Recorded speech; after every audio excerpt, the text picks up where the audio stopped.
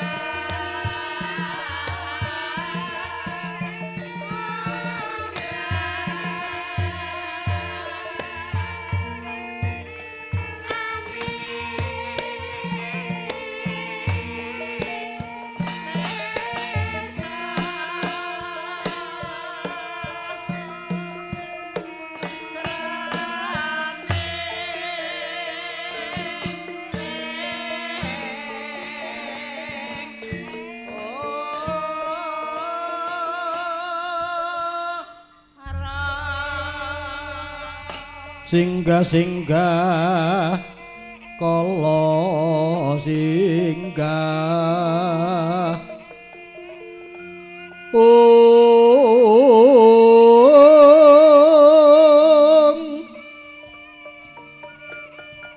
pan suminggah durga kala sumingkir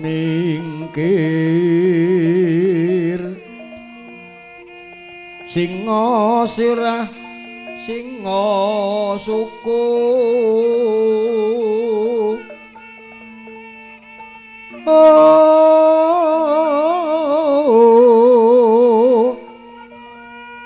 singa tan kasat mata singa tenggak singa wulu singa bau kabeh padha semingkiring telenging Jalanidi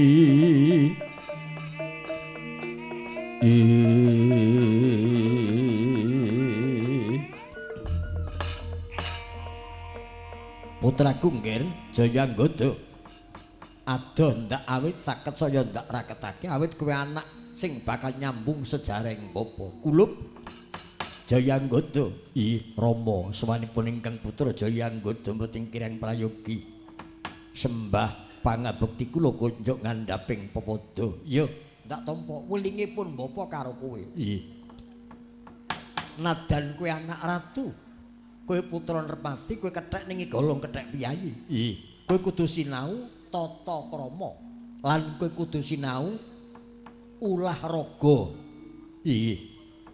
sinau ulah kaprajuritan ya sinau ulah kapanditan awit tembe mburine yen pun bapa wis ora nglenggah kawibawan sing tak pasrah mu kowe bisa dadi bocah sing utama bocah sing bener kumpul karo wong tani ngerti nggarap lemah kumpul karo bakul ngerti penangise nggone kurang dagangan kumpul karo prajurit ngerti ulah raga nggih mula sing waspada nggih kowe tak kudang anakku nggih namung ngestaken dawuhipun Kanjeng Rama Anila iya wonten dawuh timbalan Gusti kula tiyang agung ing Kiskendha kengabdi kula pun patih Anila ngaturaken pangabekti aku titip anakku lanang Jayanggoda Dimong nggih diwulang wuruk sing becik unggah-ungguh sing apik nggih lan nggone nggarap Tegal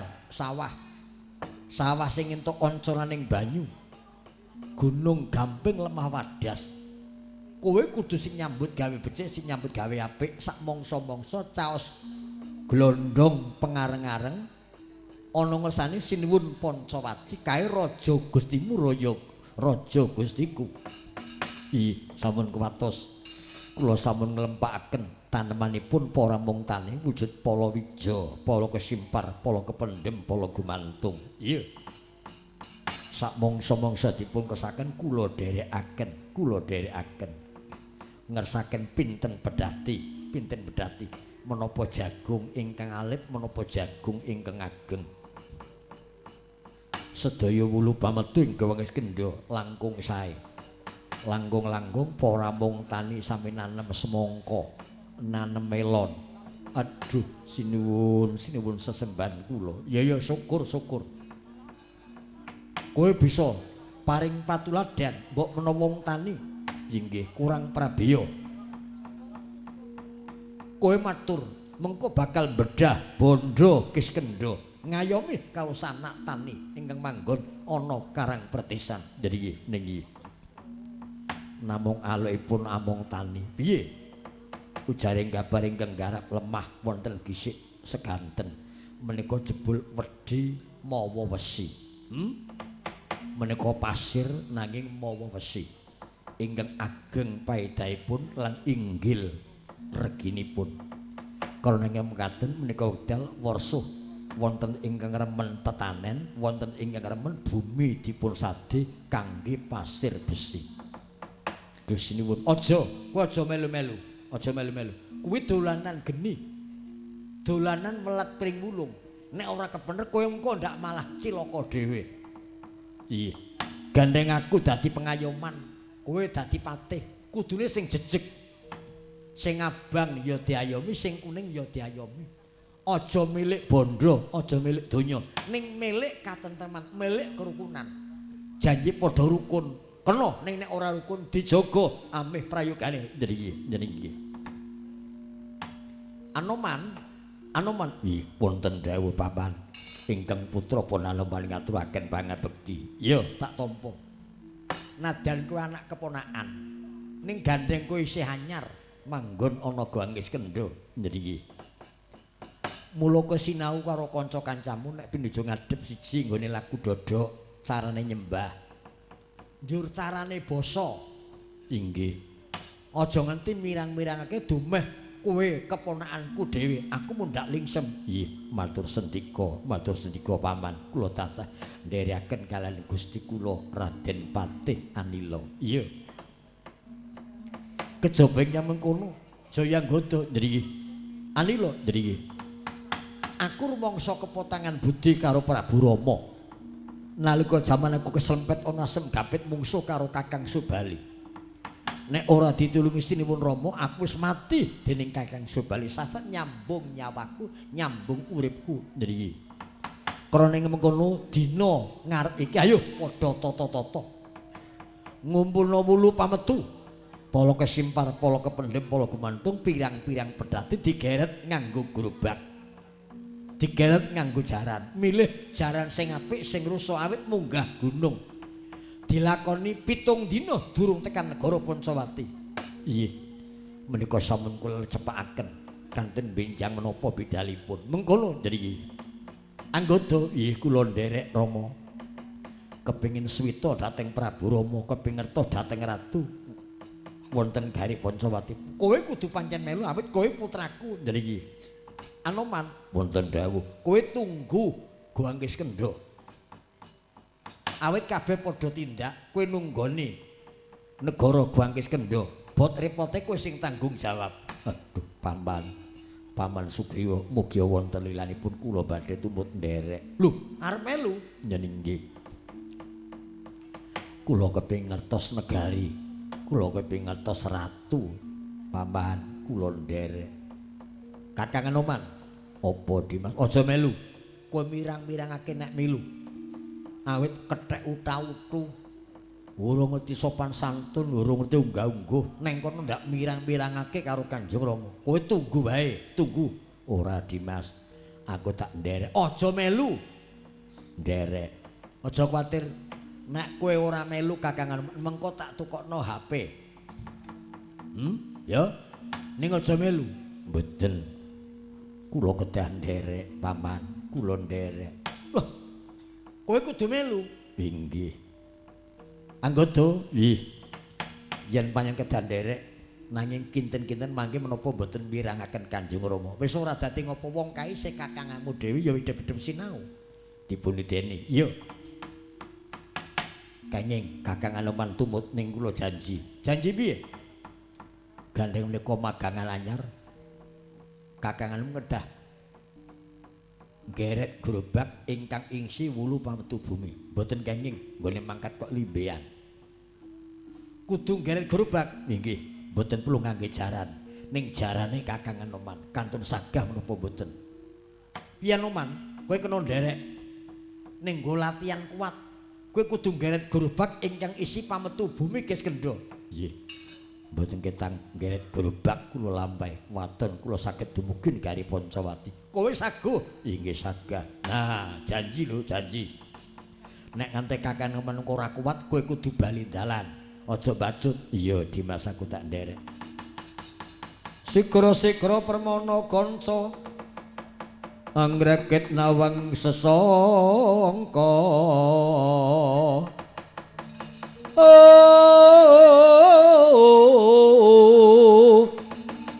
sesaking tiasaran nanggono samiyamun di bedama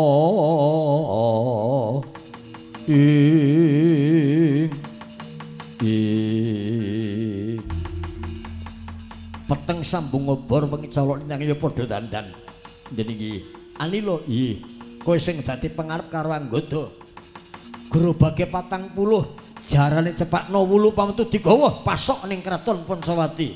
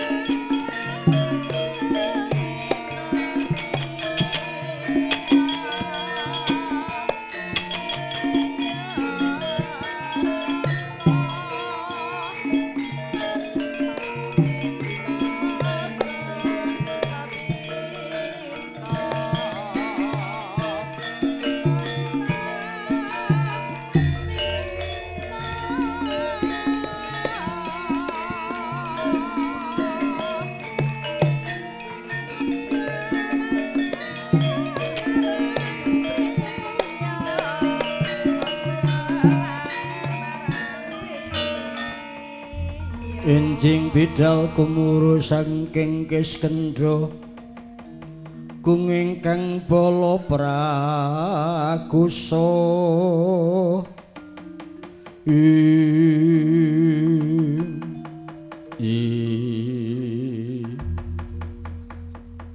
kabeh para rewanda ndadekno sumurup kuwi kethek sing raine manuk ana swiwine sapa nggih kula pun Kapisempati nggih ana kethek raine wedhus sapa nggih menapa pangling kula ingkang ngadi piyambak pun Arimendo nggih kethek wulune abang rambuté abang sapa kula pun Kapianggeni nggih kethek raine jago sapa kula Soto Bali ndadene sumurup dawuh Gustimu wektu iki bakal sowan marang Kraton Pancawati rumangsa kepotangan budi kabeh didhawuhi nderek nanging supaya manggul wulu pametu bumi nyepakno gerobak nyepakno pedati nggawa beras nggawa pari nggawa jagung nggawa gandum nggawa tela, nggawa semangka, melon apa pametune digawa kabeh. Nggih. Sagu, nggih, saga. Mongko lakune munggah gunung liwati jurang iki wancine ketiga adem tur anyes jejes. Mula aja lali mengko mangat karo nggawa anglo, karo nggawa wareng. Anglo kangge menapa? Nek krasa kademen anglone dipasang njuk ditipasi engko kena nggo anget-anget. Hawane iki nek ngene isine ngantuk wae. Mula sing padha prihatin, nggih.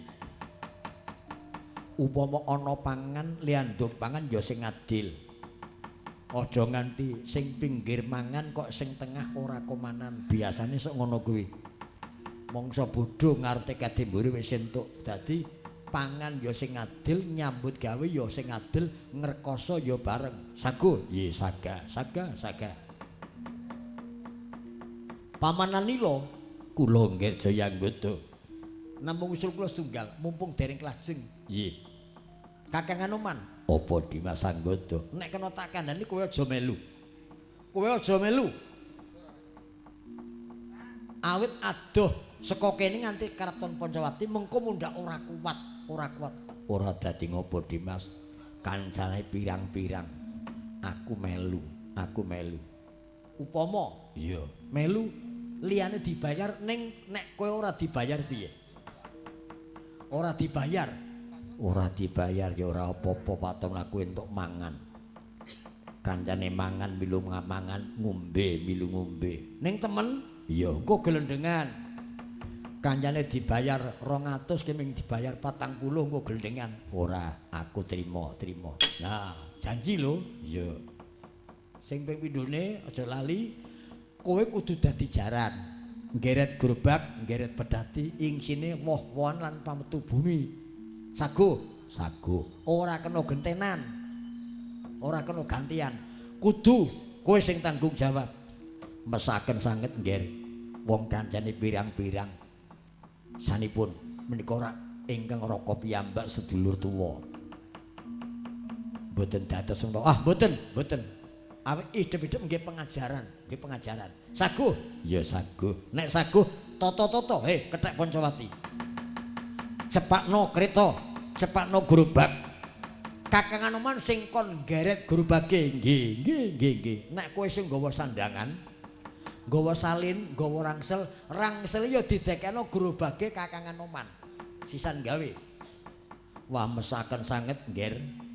Lah upami wis nggawa wulu pametu bumi njuk nggawa rangsele kethek-kethek ora dadi ngopo. Awit iki bagian perlengkapan, bagian angkat junjung ngono kuwi. Kudu saguh. Aja kuwatir Dimas engko tak tanteng. Ayo padha temandang, ayo padha budal.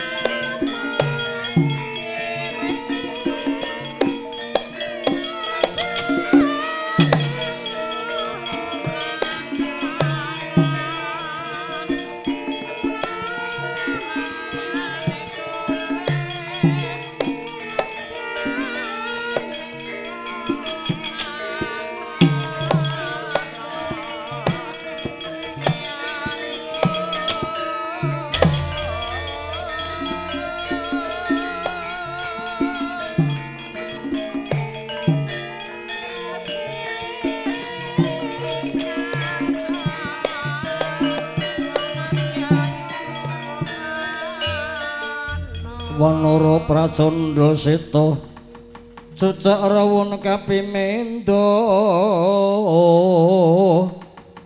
ya kudu nunging Bayu Manggarmaya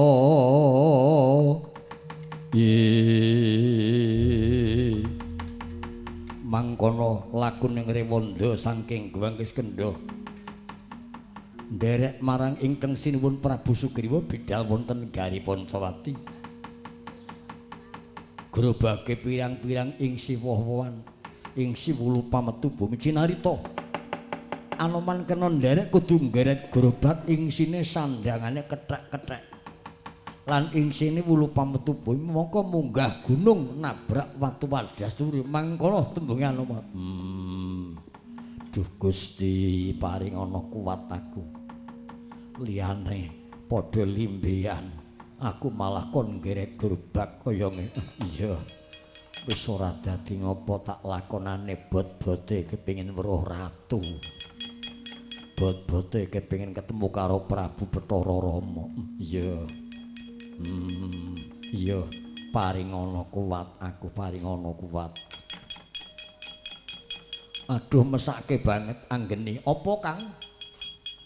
Lakai Raden Anoman atase sedulure Tuanggada kok malah nggeret gerobak ing sine mundung-mundung mongko dalane munggah ayo padha dibantu disurung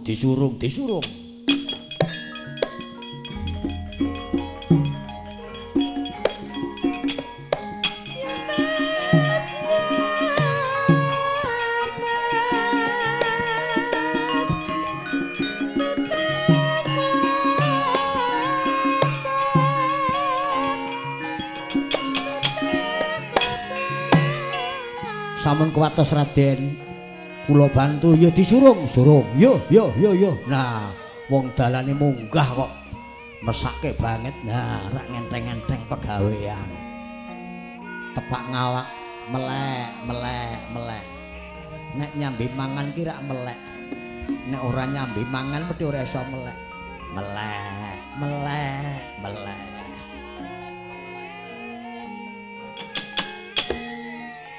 wah, Kakang Anoman pancen pinter kowe. Nggaret gerobak ing sini mundung-mundung. Dalane munggah, lah kok kuat kowe, kok kuat. Oh, lah ya memper.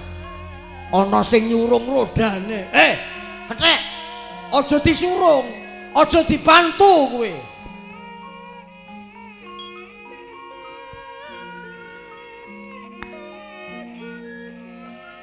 Mandek. Sopo? Kula Arimendo. Sijine kula kapianggeni. Lah kok nyurung roda sing perintah sapa? Kae gaweane Anoman. Tanggung jawabe Kakang Senggono. Ora kena dibantu. Minggir. Mlaku lembean aja diganggu. Nggih. Wah, mesake temen kae wong kok jahil temen Raden Anggada.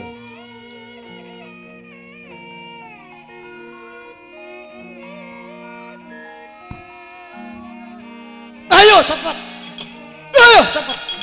cepet Dimas Anggada dalane lunyu mongko rodane nabrak watu abot Dimas abot nek abot ora usah melu bali ora usah melu aku melu ning mbok gawane dilongi gawane dilongi apa ayo nak kira-kira ora kuat bali ayo bali kuat ora iya wis tak lakonane aku mangkono Raden Anoman nggeret gerobak ing sine akeh dipun gebuk dipun ajar dipecut marang Jaya Anggada ora ketang ngadus getih dipun lampahi barangkangan kethek-kethek sing padha melu dan tangis banjir lho ora kuat ngampah marang sungkawane Anoman padha rewang prihatin muga-muga paring ana kuat Anoman nggone nggawa gerobak ingsi wulu pametu bumi. Ayo maju terus maju maju ora kuat ajur ndasmu.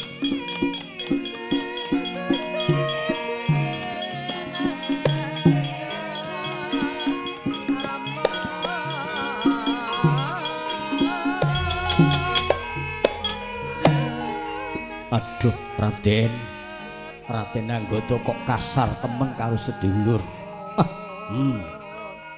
Apa kedalane wong arep ketrima Anoman? Sasa dianggep kuli, niate dipateni karo Anggota, dipentung, dipecuti. Duh, Raden Anoman ora tegel aku. Muga-muga Gusti ngayomi marang Anoman.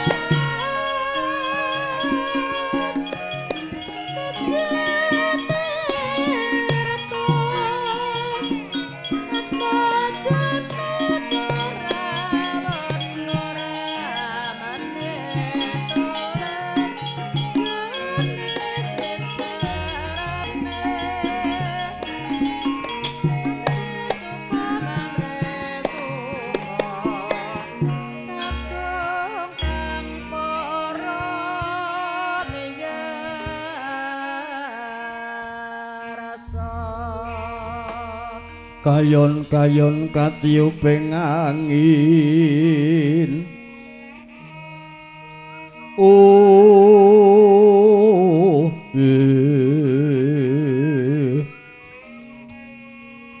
Sumyah karengyan ning raras.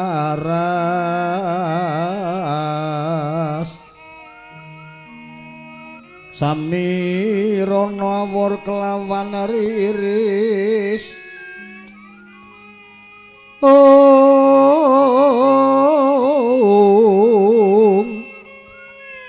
Lumrang gandaning puspita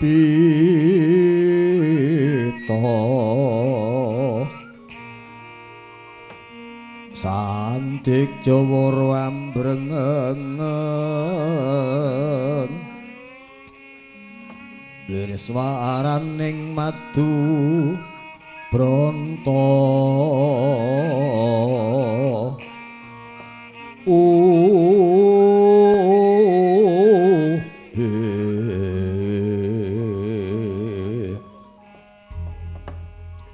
bocah bajang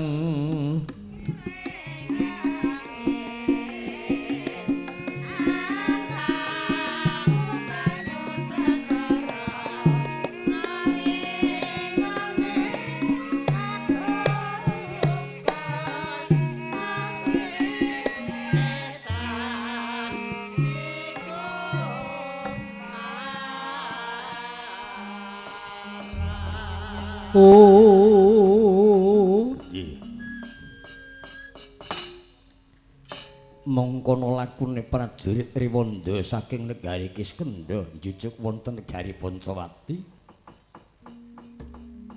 ndherekaken ingkang sinuwun Narpati Sugriwa lan tumenggung Jayanggada sak dalan-dalan dadi tontonan. Anoman nggone dipun gebuk diajar dipecut marang ingkang rayi tumenggung Jayanggada kaya gebuk maling kaya ngajar satu kewan dilarak-larak dening Jayanggada parandene Anoman ora mrebes mili Mung tansah nyuwun marang Gusti paring ana kekuwatan nggone bakal ngadhep marang negara Suwita marang ratu. Balarewanda ingkang mulat tumindake jaya anggoda ngusap dada ajrih badhe caos pambiyantu marang Anoman. Awit anggoda nduweni watak gudang plas panas baran sapa wani aku. Sungkawane sang Anoman nggone munggah gunung mudhun jurang nggeret grobak ingkang tanpa wates ingsine lan abote ing kono tanggap warsa sirajuga jruka giri-giri peteng dedet lelimengan surya datan keparing pajar banjir bandangan dadeni sarapating jalempah kuwung nyopating palengkung gluduk gumaluduk bawana sintru kaya bangun kasaput ing lebu dayani godhong gogrok kembang padha alum preksa pokah dawah kabarabah kayu andong lan kayu puring robe mangiwa lan manengen munggah marang kayangan junggring sloka jomplang balik Kondawaru pecah dampar asmara kaca kongah kang panjriting sapi gumarang jebol sunguning lembu andini manceng wet ogal-agil kami nengkula mampah njaluk ingsi manungsa sing gedhe dosa keluputane noyah nayuh titi mangsa sirping kanang goro-goro jumedhul parpat pamonging adil alon riri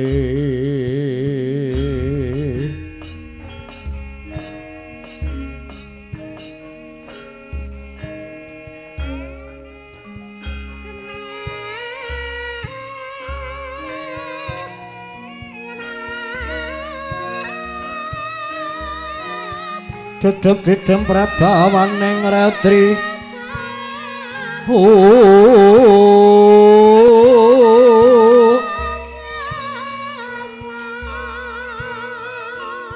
sasatara wis mandhar kawuryan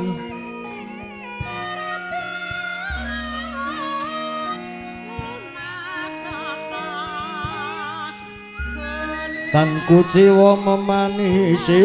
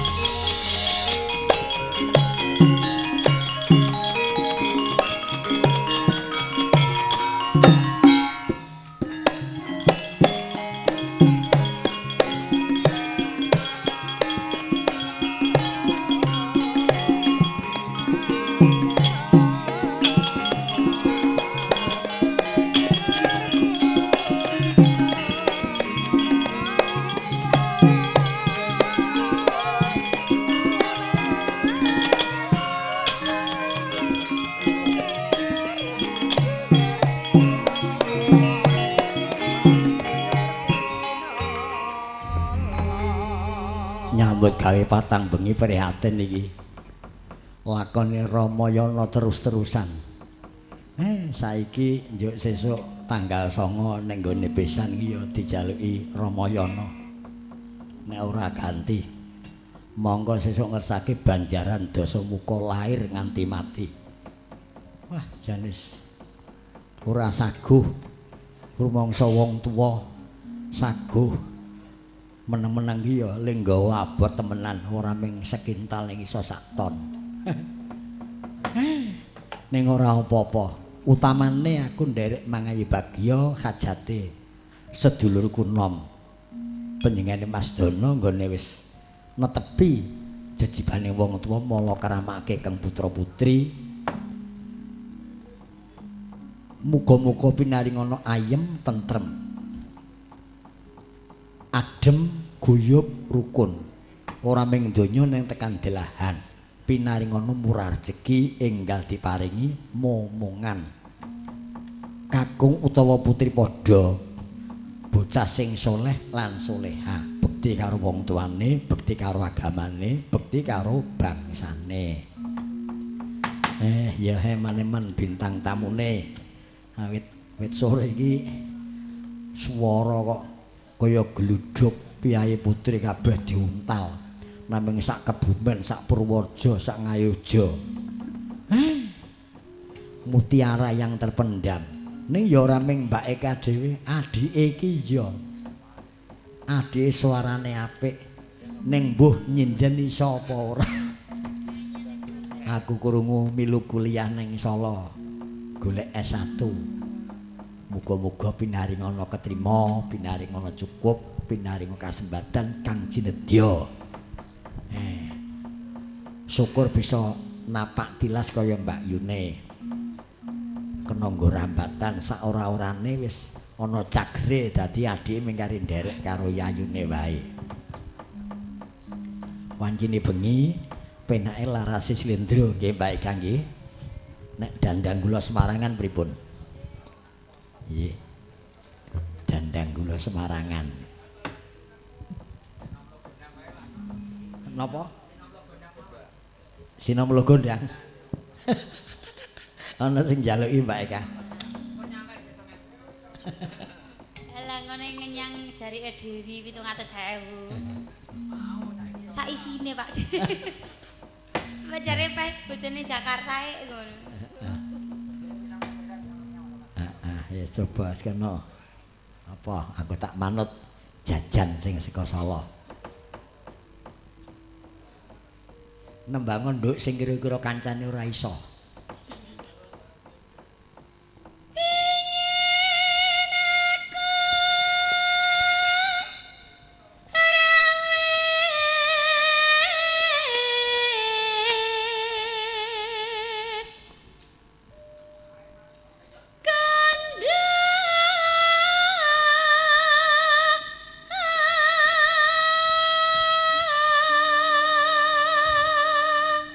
Wis tau kandha apa karo sapa? Marang dika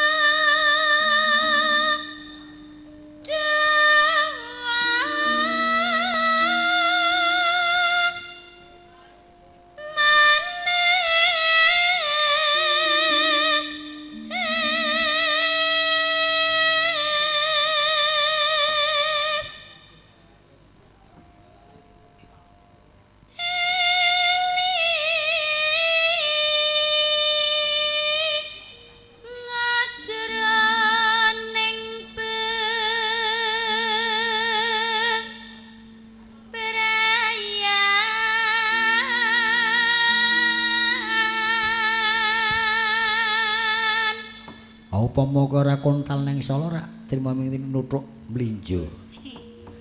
Ala kelingan anger.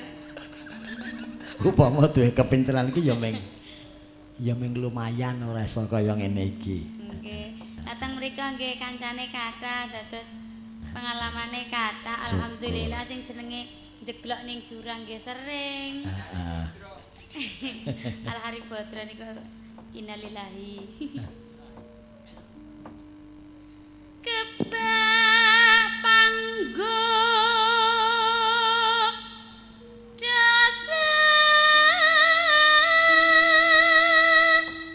cara silih ning kok ora ngeden. Niku nggih mergo bapak ngian. Apa-apa kok bapak ya mama. Nggih lateng weteng niku dikirimi mik terus. Sekali-kali iki ya mama ngono kok ya.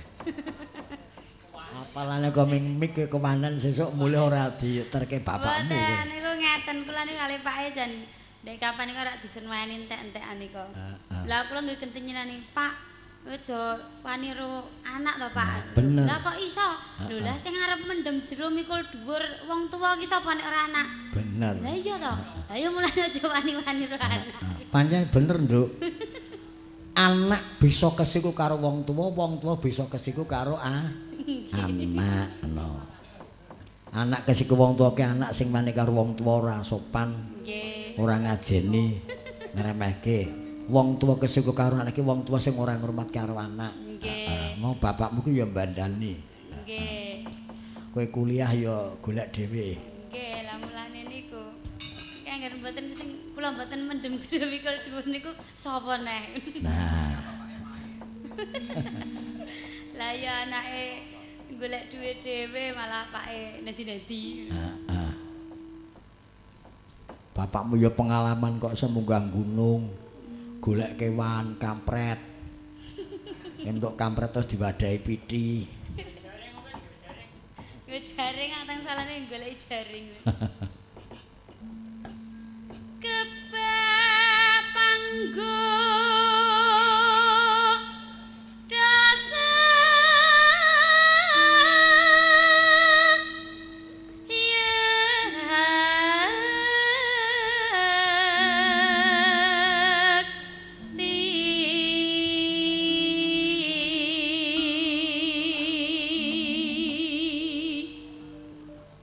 Ditinggalin nomornya ya, Nduk, Pak De. Nggih, Pak De. Ulu masih tawet mau kemakine rampe mbamber enek tak tilpunke apa piye? Ngomong dhewe apa tak tilpunke?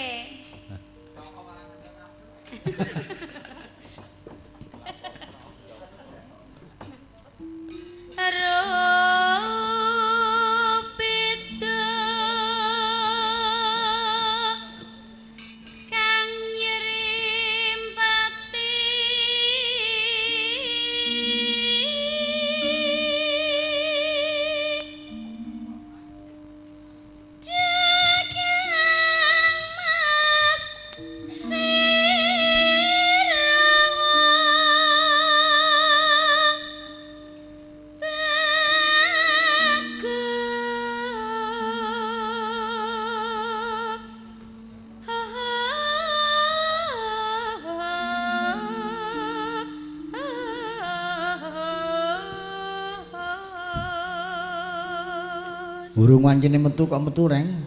Eman-eman krungu swara ngene iki ora ngumpul ya rugi ya. Iya. Mbak aja salin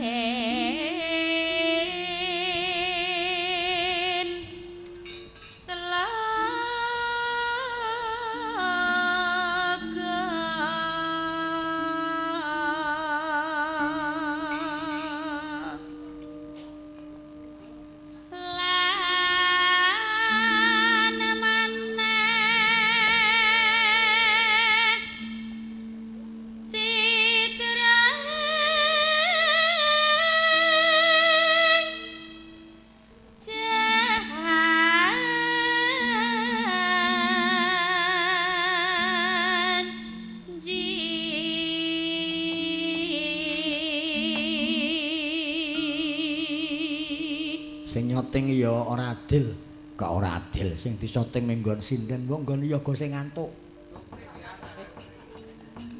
Lah nek nggon sinden nek rata niku mending. Lah nyutan niku nggon dodo terus. Nggon dodo paling ora sing sisih wetan kono malah nggon wit. Mbok goleki yoga sing akeh mangan, akeh ngantuk.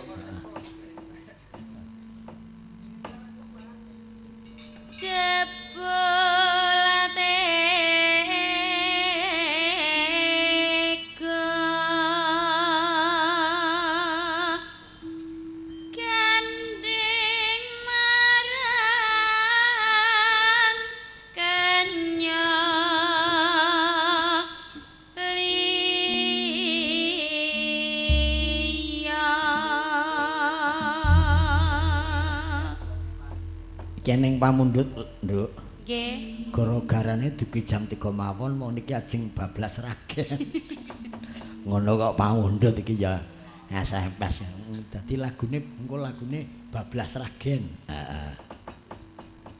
Diteruske apa, Nduk? Nggih bablase langgame niku. Heeh, langgame ya. Biyen aku wis kandha jroning bebrayan kabeh panggoda bebasan wanci panglang patang dedan tanpa pernah rinasa apa pancene wis beda dek biyen apa saikine apa sliramu salin slaka biyen tresna saiki daksinya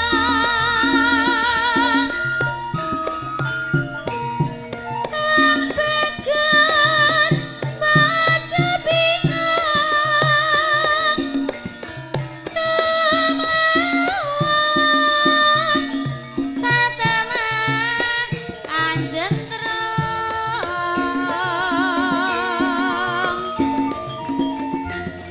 kaya wong kelangan petung deleng-deleng wekasane urung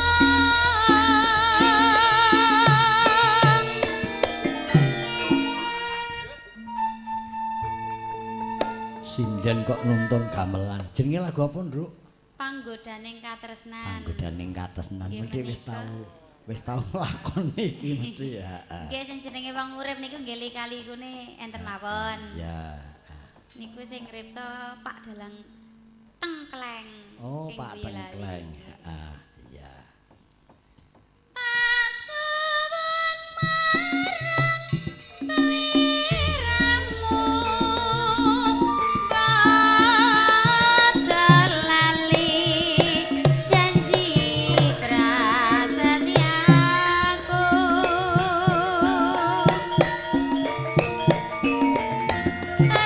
tresnaku kang satuku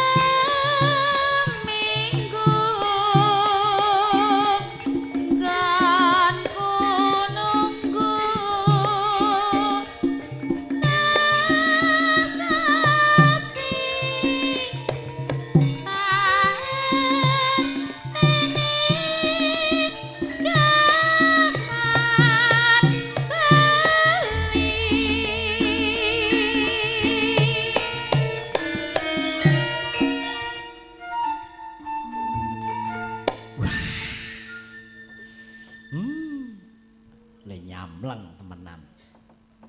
Ngogemi janji kang sama rasa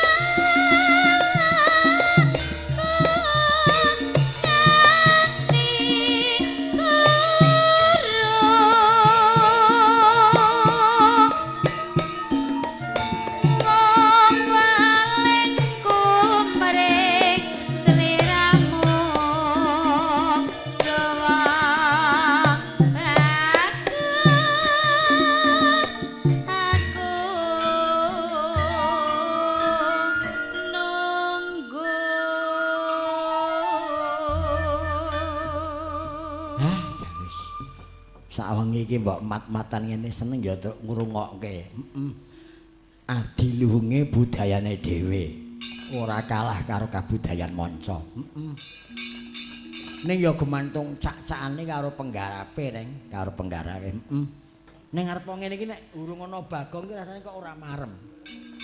Bagong, kanyane do kumpul kok Bagong ora ketok-ketok to. Gong, mbok nene Gong. Anu aku agak duwe tanggung jawab, Truk. Tanggung jawab ngopo? Iki nek ana pengumuman. Pengumuman apa to, Gong?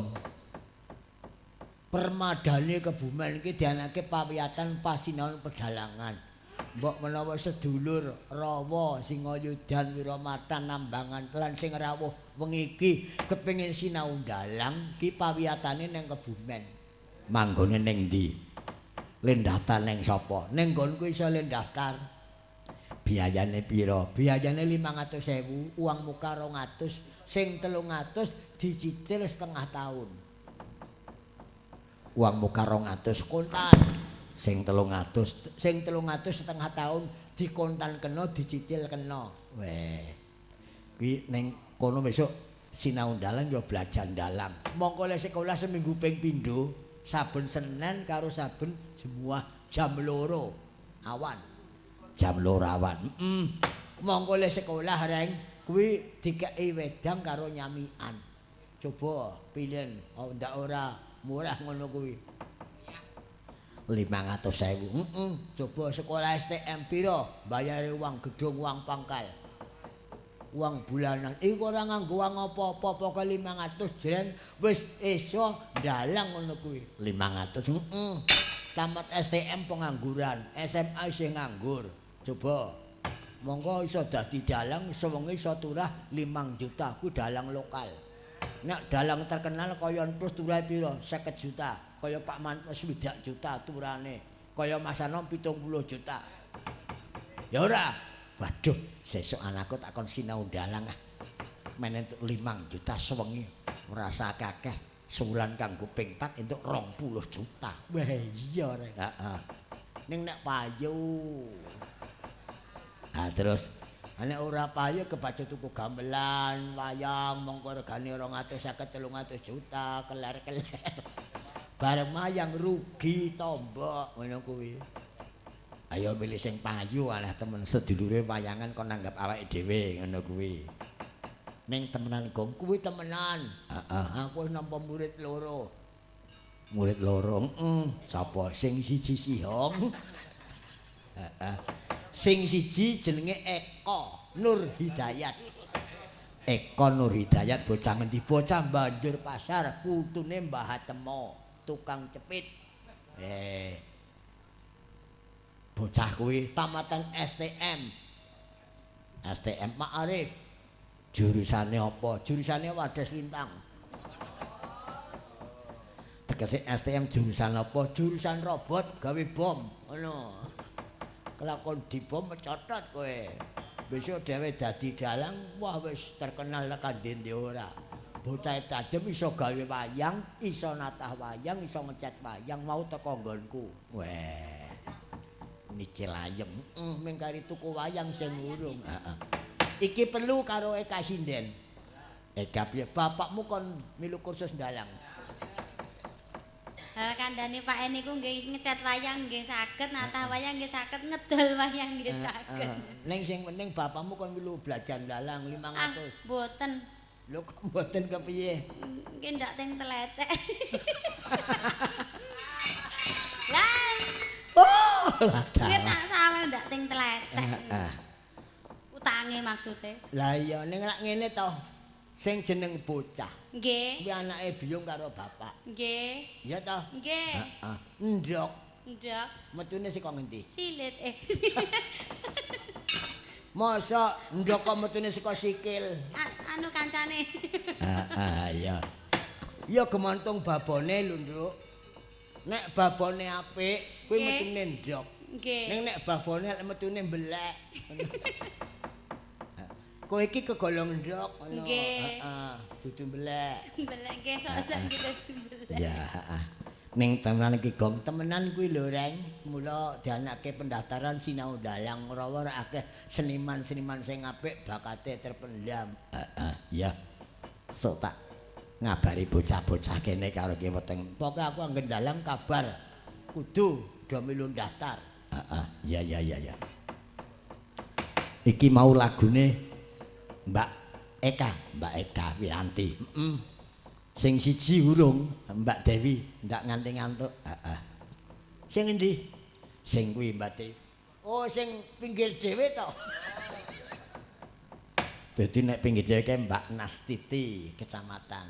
Oh, mulane gede dadi Mbak kecamatan. Halo Mbak Dewi. Halo. Halo Mbak Limbo. Mbak Limbo. Oh alah. Oh Bagong. Ngopo kok? Karang nek cara Karanganyar iki ngene iki wujude jenenge Limbo. Ngelindur. Bagong.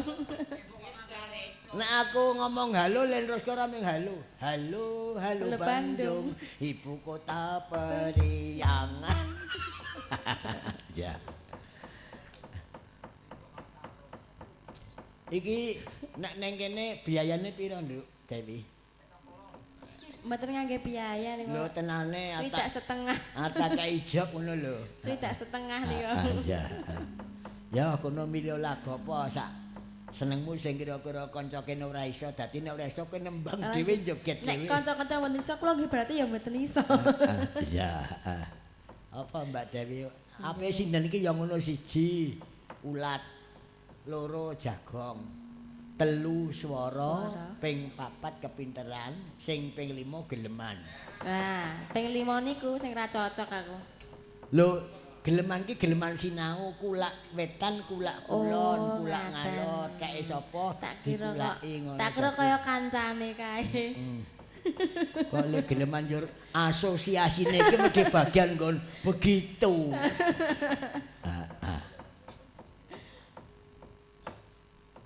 Lagune apa, Nduk?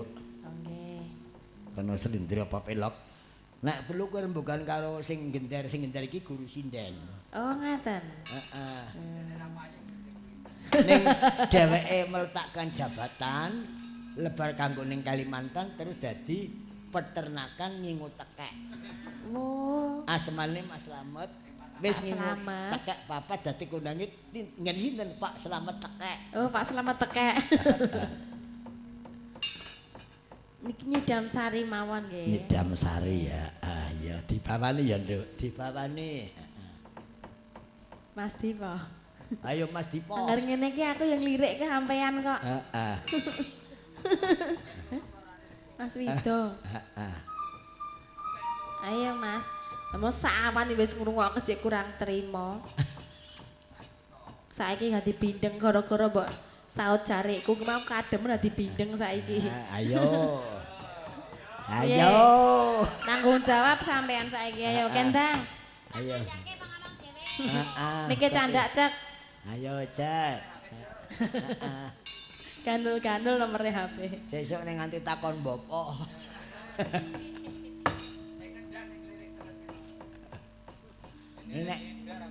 Nek sing genah duda ra ono. Apa? Sing nyuling ngono.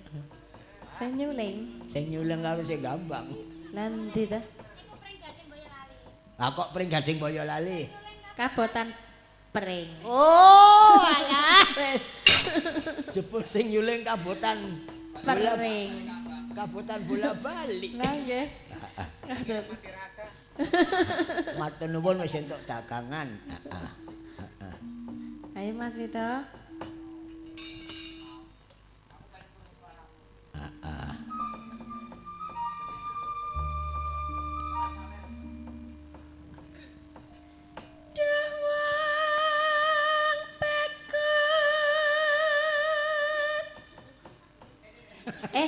Ora sing nyuling sing tak elekke kok kowe lho kok GR. Lae. Ora sing nyuling. Aduh aku bagus jare. Pepojane ati oyak-oyakan karo suarane kae iki. Nek wis dadi mesti wae. kaya ngene wong nandang asmara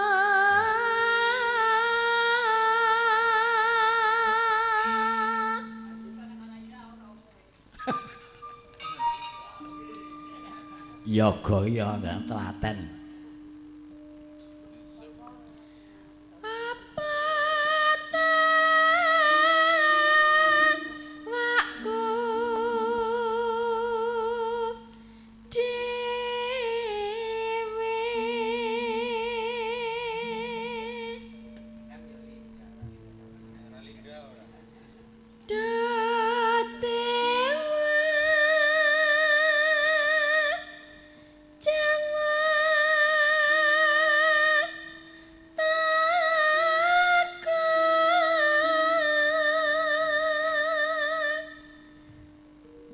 Sing Orjen kok ndomblong mingkem to Mas.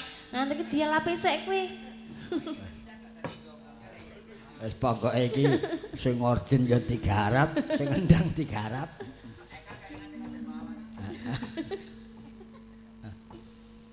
Welas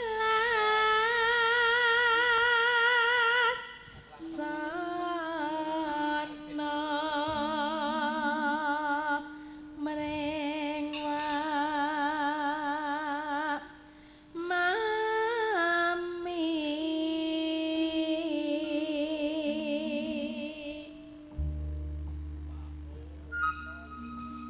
besok kapan katekan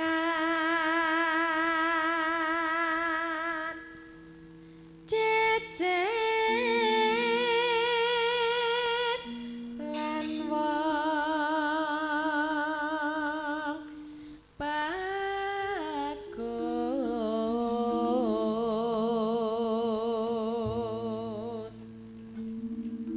umpamana nakoda tanpa prau sasa